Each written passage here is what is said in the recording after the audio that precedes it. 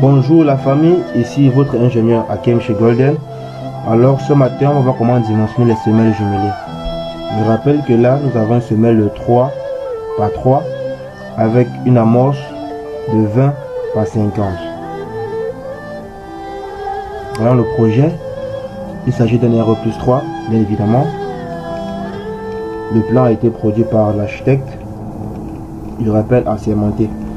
Il est important de confier vos travaux aux professionnels pour éviter les surprises désagréables à la fin. Donc voici le cas d'espèce. Sur le plan de fondation, nous avons là les différents plans bien évidemment. Mais actuellement, nous travaillons sur la fondation. Je rappelle, si tu es nouveau sur ma chaîne, n'hésite pas à t'abonner afin de ne manquer aucune des vidéos. Donc là, nous avons une semelle 3 par 3 avec les semelles jumelées dessus. Ok. Une fois le plan reproduit dans AutoCAD et exporté dans CBS pour l'application des charges et surcharges, bien évidemment, on obtient ceci. Là, c'est la nature des forces qui s'applique sur les éléments et on peut identifier les semelles les plus chargées.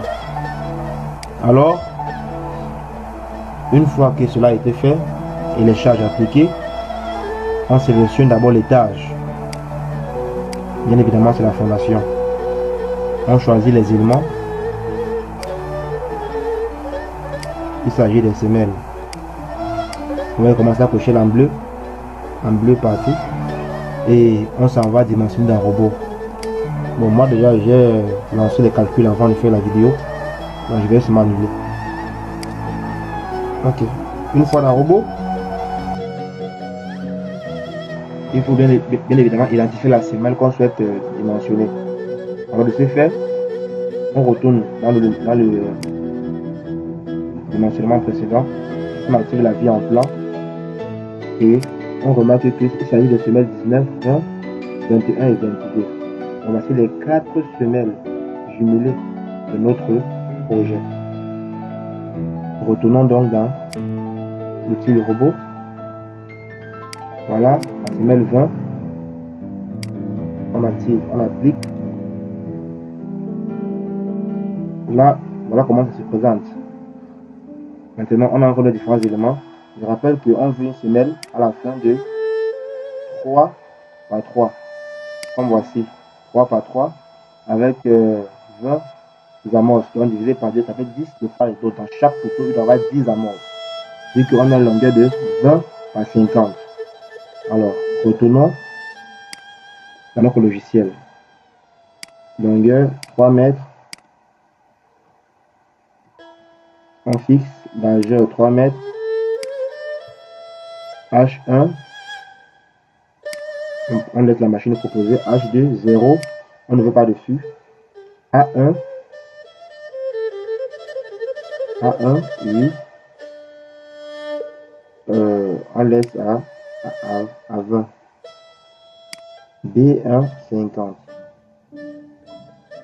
A2, 20. B2, 50. Vous verrez que si on applique là, ça va signaler qu'il y a erreur. Vous voyez? Donc ça indique qu'il y a erreur. Maintenant, comment faire pour corriger cette erreur là? C'est cela que plusieurs bloquent. Alors ne me remerciez pas. Restez juste connecté jusqu'à la fin. Vous venez là dans FU.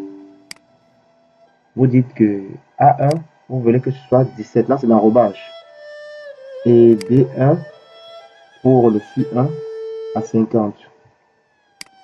Pareil, ici, 17. Et là, 50. On applique. Et on voit le sens courant notre semelle. V2, c'est 2 mètres. Passement entre les deux éléments. Vous voyez comment ça apparaît. C'est à disposer dans le même sens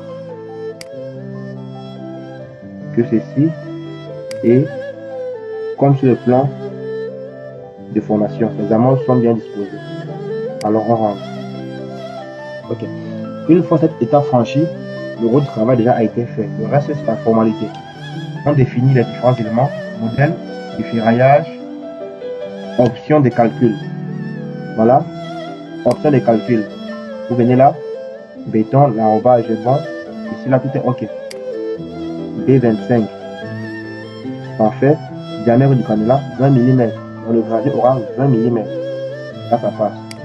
Assez longitudinal, on se rassure qu'on a fait de 12 et de 14. Et on a la FE500, les fers importés de bonne qualité, de bonne résistance. 12 et 14 également. On enregistre sous semelle.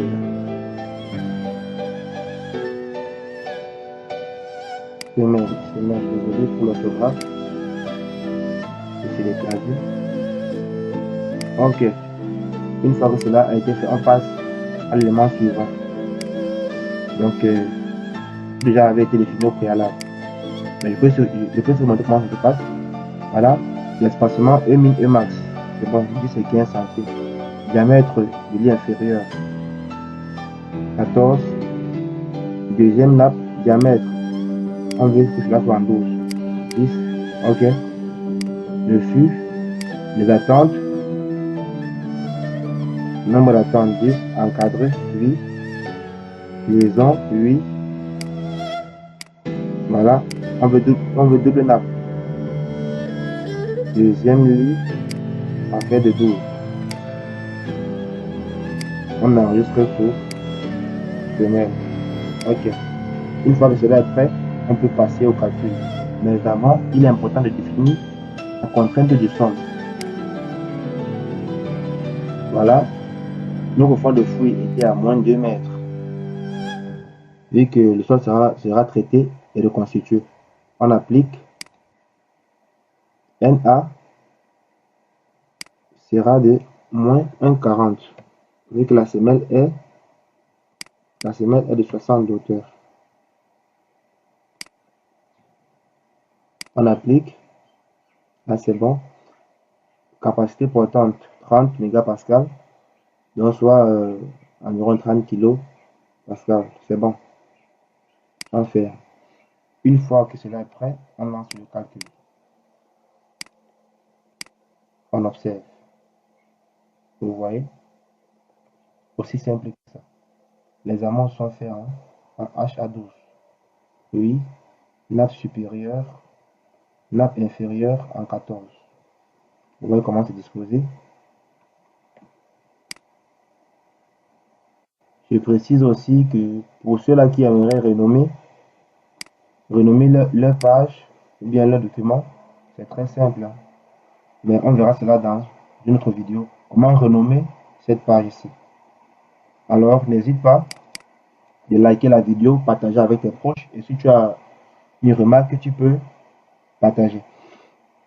Panneau de calcul, vous verrez que tous les éléments y figurent et que rien n'est en rouge.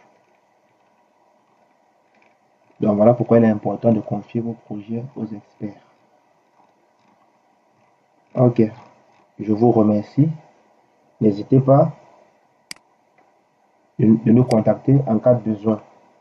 Merci.